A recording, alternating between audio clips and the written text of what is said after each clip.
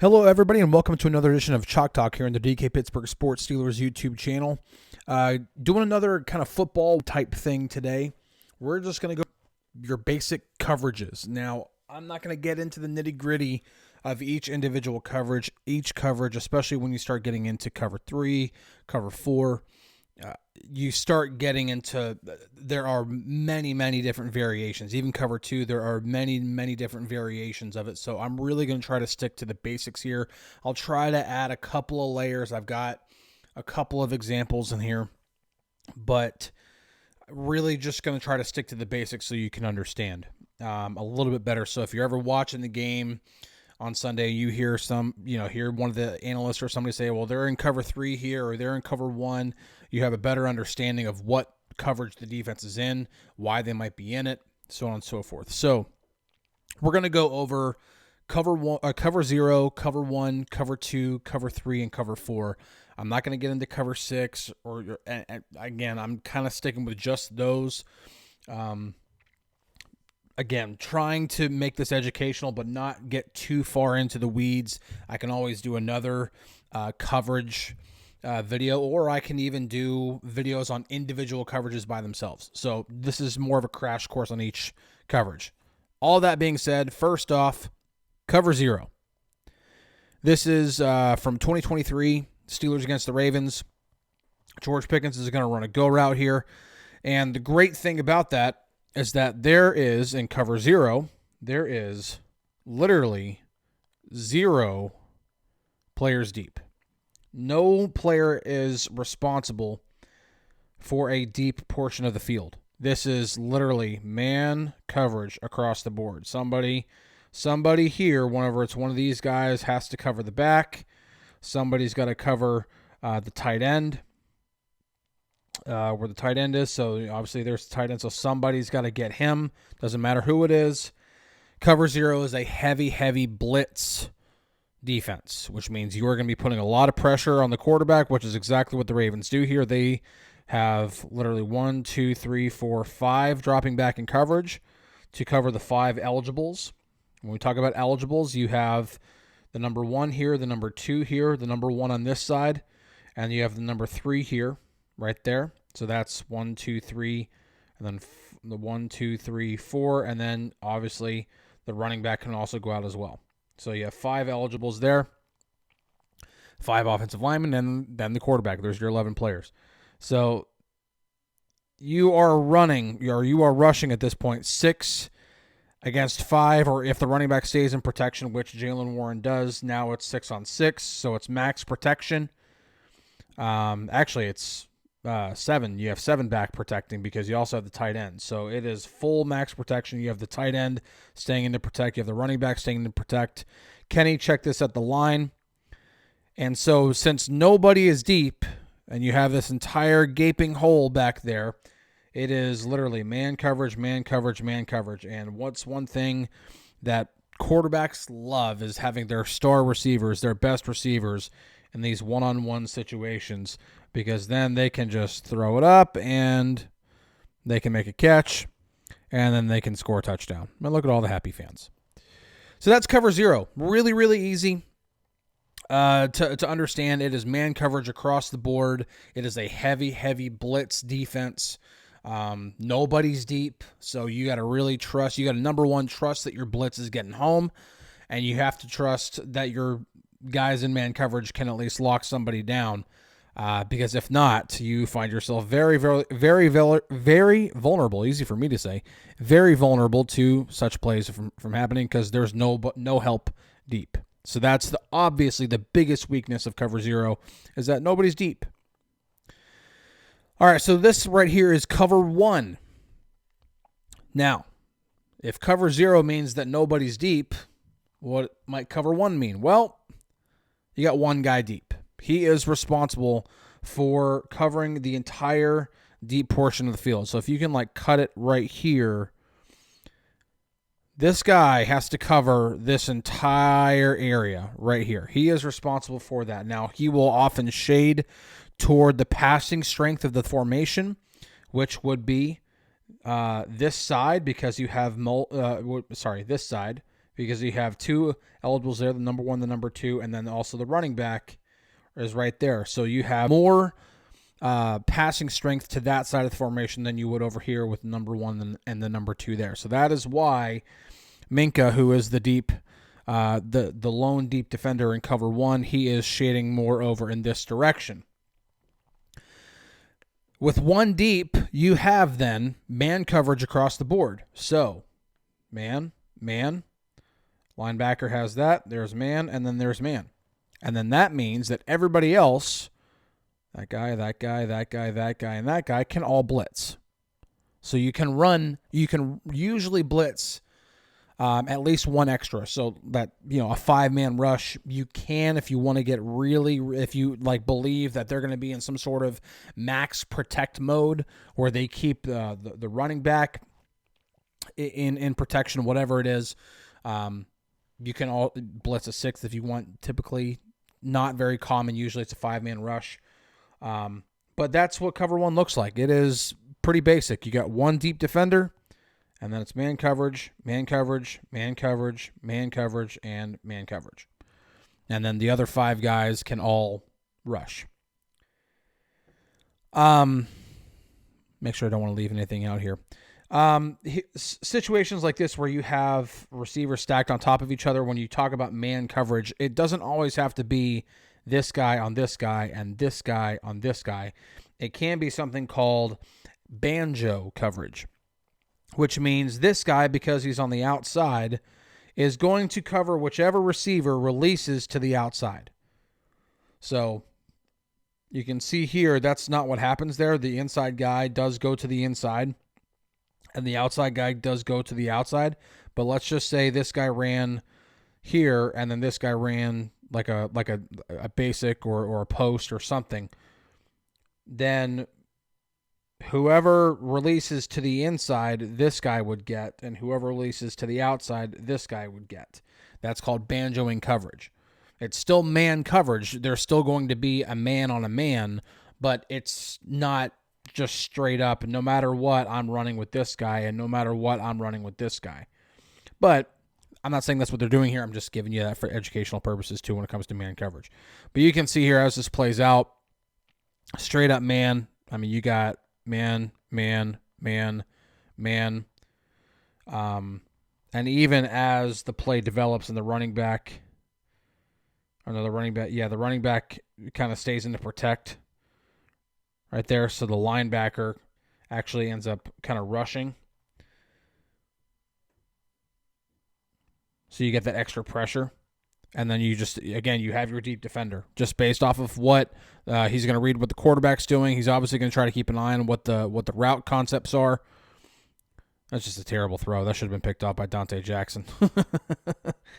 But that's your cover 1. Again, pretty basic stuff. It's nothing major. It's a man coverage. If you have cornerbacks that can succeed in man coverage, then by all means do it. So when you look at the 2025 Steelers having Joey Porter Jr. and Darius Slay on the outside, you might see them run a little bit more cover 1 than they did last year. Because even though Dante Jackson makes a good play here, that's also a terrible throw by Cousins. Jackson wasn't the best in man coverage. So, yeah. Anyway, on to cover 2. Oh, wait. Actually, sorry. I forgot. It's going to look like cover 2. 2 deep defenders. But this is actually a variation of cover 1 called cover 1 robber. Did want to educate you guys on that one as well. So, again, this is going to look like cover 2. We'll get into actual cover 2 here in a second, but this is called cover 1 robber, which you're showing too high. So it's going to make the quarterback think, hey, thought bubble, this is cover 2. That's my lovely handwriting. But what's going to end up happening is that one of these 2 safeties is going to drop down and play a zone down here, while the other one drops back to play the deep lone defender in cover 1, while it is then man coverage across the board. whatever it is. What ends up actually happening here, so you have passing strength is on this side. And then you have an eligible here and eligible there. So there are all of your eligibles. Right here, right here, right here, right here, and right here. So the two safeties might be communicating here of which one's going to drop back. Might be whoever's to the passing strength, which right here would be Minkah. So he's going to drop back, and he's going to be the deep defender. Then I believe this is KZ comes up, and he's going to be playing this zone down here, looking to literally rob the quarterback if his eyes go to anywhere here in the middle of the field.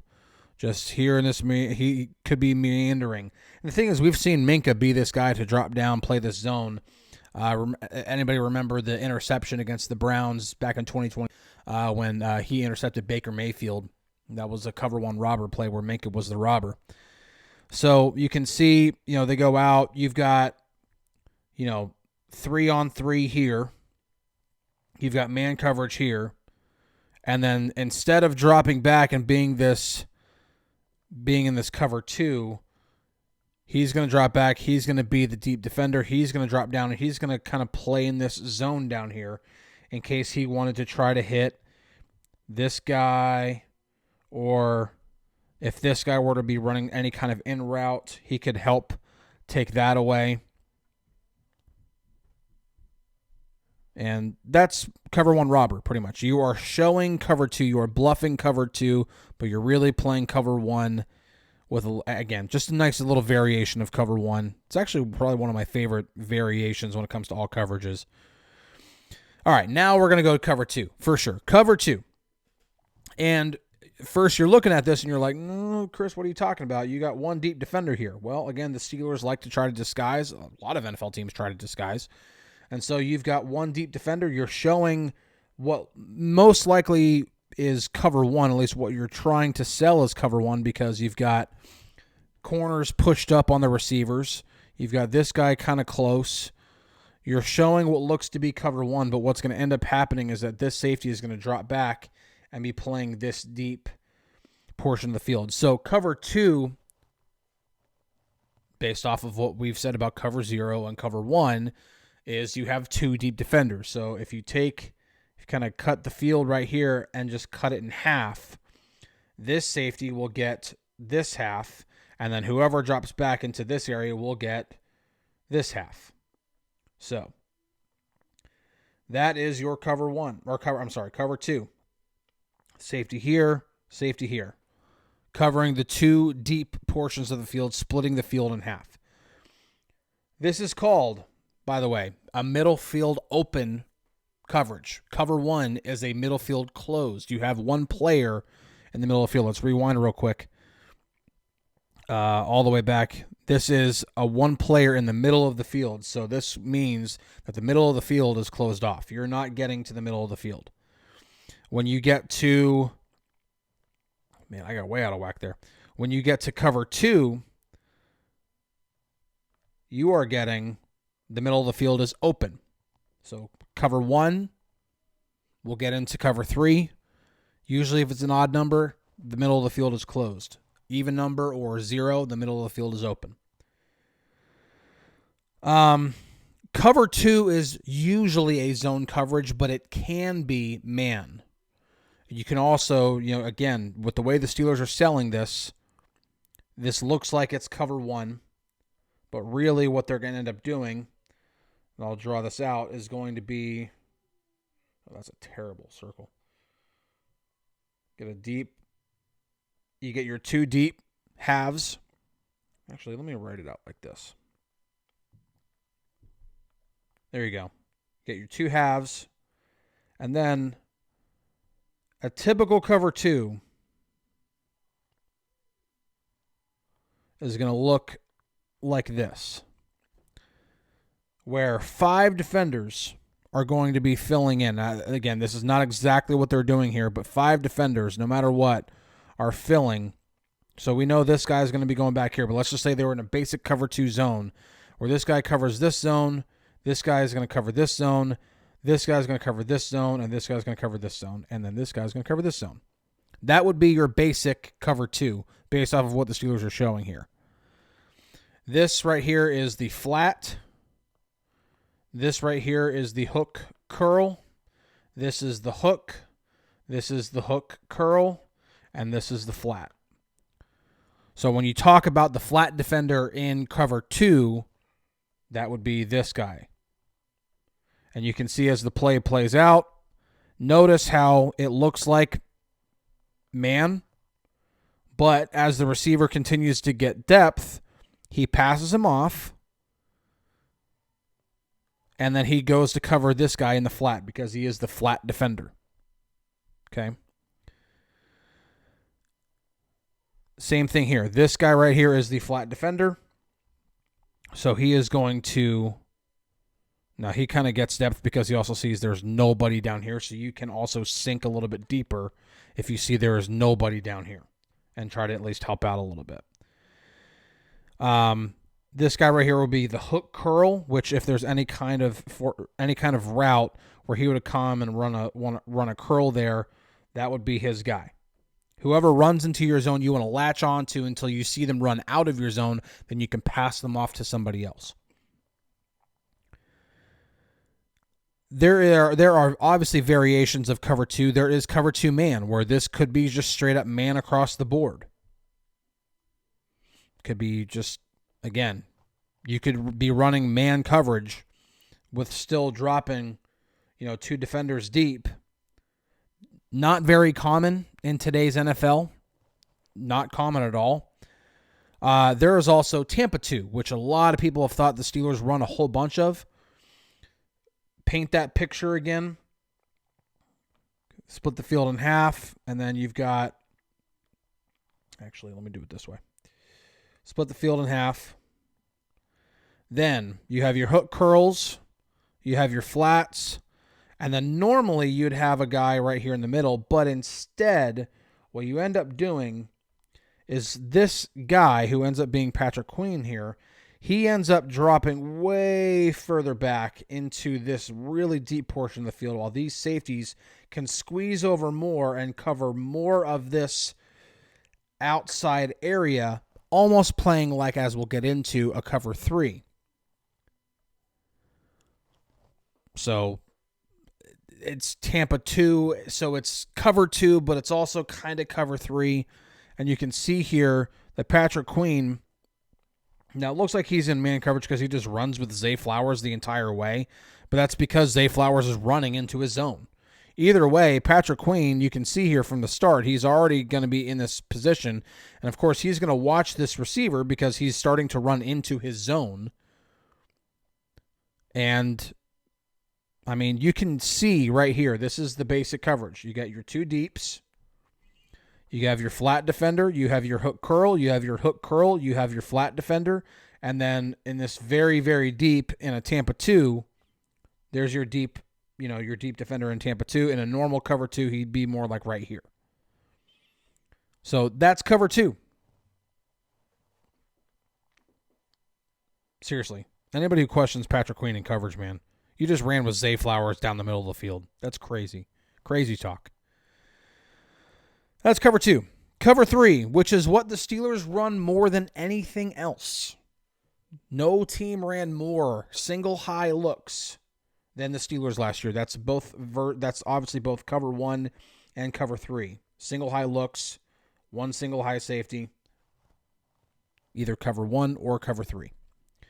So this is it's a pretty basic defense. And the reason why it's used a lot, not only by the Steelers, but by a good amount of other teams, is because it is kind of the best of both worlds when it comes to cover 1 and cover 2. Cover 1 is vulnerable because it's man coverage. If you guys get beat, you get beat. You have one guy helping the entire defense deep. That's not a lot. Cover 2, the really big weakness with cover 2, I'll go back to that really quick. The really big weakness with cover 2 is that take this guy out of the equation. How many guys are in this box right here to defend the run? 1, 2, 3, 4, 5, 6. Not great. You usually don't want to have 6 guys in the box. And cover 2, because you are automatically going to be having a guy deep here and a guy deep here. That means that you can have no more. And since these guys, their job is to jam receivers immediately, and then if they do get depth, they can get back there, but at least you jammed them and disrupted their timing. You have too many guys not in the box. It can be very vulnerable. Cover 2 can be very vulnerable to run defense. Cover 3 is kind of the best of both worlds. You are able to defend deep. So you've got deep thirds. This guy's here, and this guy's here. Those are your deep thirds. And then you've got what's called a curl flat, a hook curl, and then a curl flat. So you're pretty well covered when it comes to, playing defense. But at the same time, prior to the snap, you have 1, 2, 3, 4, 5, 6, 7. And then if you can see that it's run, this guy can run straight into the box, and now you've got 8 in the box. So you can also defend the run pretty well too, usually in cover 3.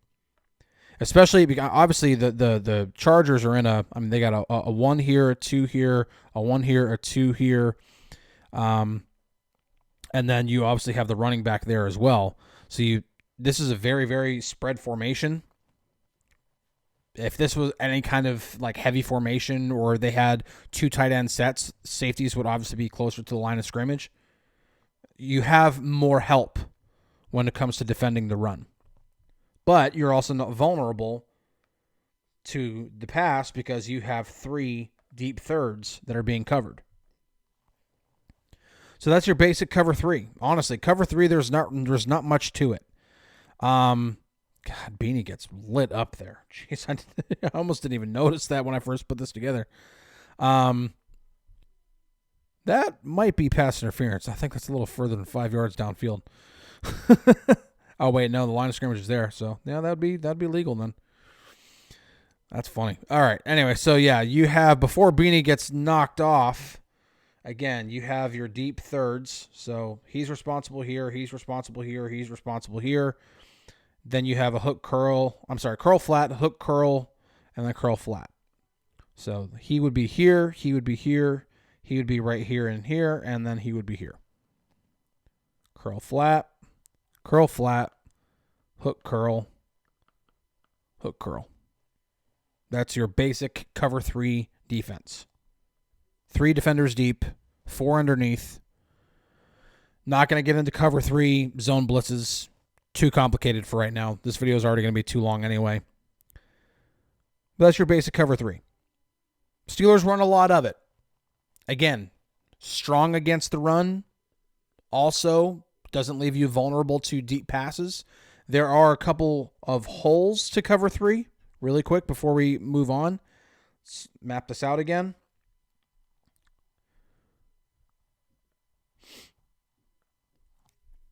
So, just a lot of windows. One of the big windows that I see in cover 3 consistently is right here and right here. It's between who ends up covering the curl flat and the deep defender. So this guy's covering down here. This guy is coming back and covering this deep third. Well, if somebody runs any kind of, if this guy right here runs like a dig right there, and this guy runs, a quick little hitch, because this defender is, if he starts sprinting out like he's going to be running, then he kind of stops, runs this little comeback or, whatever it is, you're going to have, and even then, look at this cover, look at that, yeah. You can kind of see that against the Colts, Shane Steichen, the game against the Colts last year, he took advantage of cover 3 a lot. He knows where every single little window is, and there are a bunch of little windows. So, again, would love to dive more into it, but I really want to get through the video. Finally, cover 4. this one, I'm trying to not get too far into the weeds on this. You've got 4 deep defenders. He's going to get there. He's going to get here. He's going to get here. He's going to get here. That is their main responsibilities, with then 3 underneath, which you have your main hook in the middle of the zone, and then you would have 2 guys getting the flats. And so you're thinking probably, wow, that's a lot of holes underneath. Cover 4 is probably the most versatile coverage that there is, because it's not just as simple as dropping back. You can. So I've heard some schools and some teams call that country cover 4, where it's just very, very basic, where you have deep fourths or quarters, and then you've got flat, hook, and flat. And then it is just straight up everybody going to a zone. That's more of a prevent style. That's not really what you're going to see from teams who run cover 4. Teams who run cover 4, the best way that I can put it is, here's the number 1, here's the number 2 for the Steelers on that side of the ball. The cornerback is going to be reading cover the number 1 on his side, and essentially has him in man coverage. If this number 1 takes off downfield, he's on him like it's man. The number 2 is going, the safety is reading the number 2. That's who he's reading. If that number 2 takes off and goes downfield, he's just going to latch onto him and then run with him. However, if the number 2 kind of runs like, a short route right here, or he goes up to block, whatever it is, he can crash down and insert himself into the box to defend the run, or to at least get closer to the line of scrimmage. So it's not the same principle as zone. It is zone defense with man principles. So it's a little confusing for somebody who is like really, really new to the game. And you're going to see this here. The Steelers move Patterson in motion, who then becomes the number 1 on this side. You have the number 1 here, the number 2 here. Freiermuth is the number 2. So this corner is going to be reading here. This corner is going to be reading here. The safeties are then reading the number 2. Okay? Now, big difference. The number 2 right here is George Pickens. Defenses know that. Defenses also know he's got to have some extra attention. This is why you want to have a star receiver. No, the Steelers don't have George Pickens anymore, but they have DK Metcalf. He will get the same treatment. So, this safety is not going to react the same way to Pickens as this safety is going to react to Pat Freiermuth. And you can see here that Freiermuth runs straight to the hook zone. Also, to notice, you're like, why is that wide open if there's a hook defender? The Chargers are actually running a blitz here out of cover 4, which, again, why it's versatile. And one of the reasons why you see that, and you can, again, it's because it's a zone defense with man principles. This guy can blitz because if there's anybody who goes here, especially if it's one of the number 2s that goes right here, one of these safeties can crash down and cover him. So that's what you see here. The tight end he runs and he just kind of sits right here in this open area. And then you will see, because this safety is reading that guy, he's going to crash down. Because you see, as soon as he goes to sit here, watch the safety crash. Safety starts crashing right there. He's not looking at anything going on over here. He's looking at this guy right here, which is why he starts to crash down. Now, this is why this is a phenomenal play by Justin Fields, and also great design and manipulation of cover 4 by Arthur Smith. This is not the first time he manipulated cover 4 in this game, and the Chargers are a heavy cover 4 middle field open defense. Knowing that George Pickens has to get all kinds of attention, this safety is not going anywhere. This safety is not going to crash down whatsoever. So Pickens, even though he just kind of runs this quick little and then runs out, this safety has to respect him. So he's going to take that safety out of the play. Austin's running this little wrap around right here. And because this safety has to crash down on Pat Freiermuth, because that, again, is cover 4 principles, the safeties read the number 2 on his side and then react accordingly.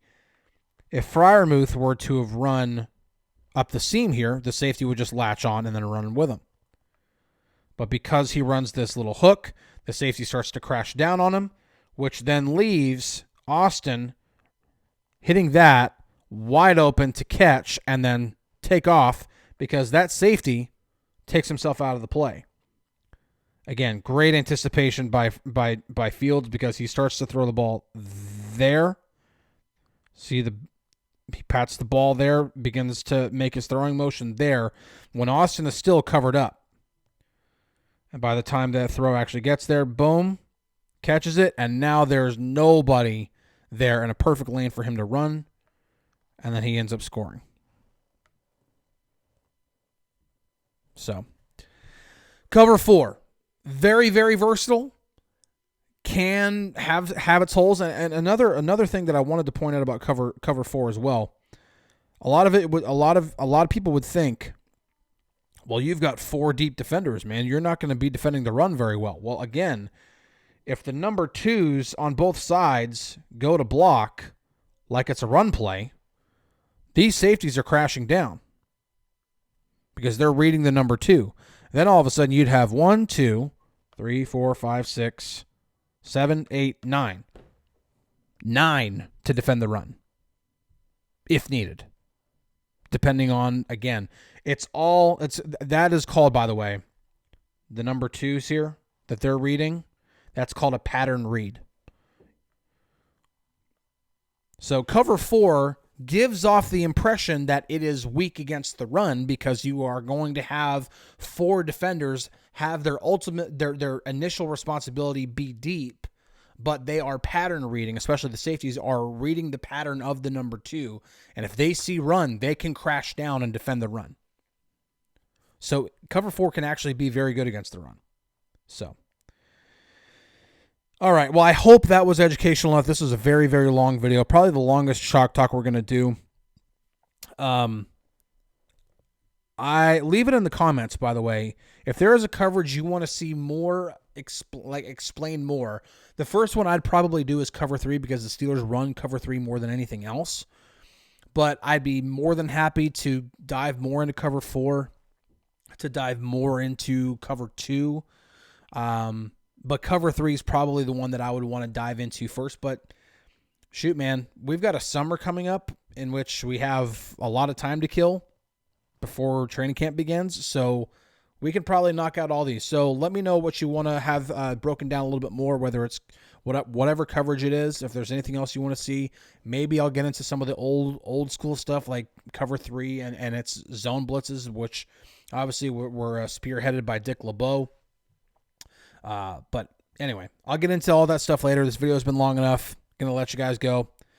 Really appreciate your patience. Catch you guys on a flippity flip. We'll see you later.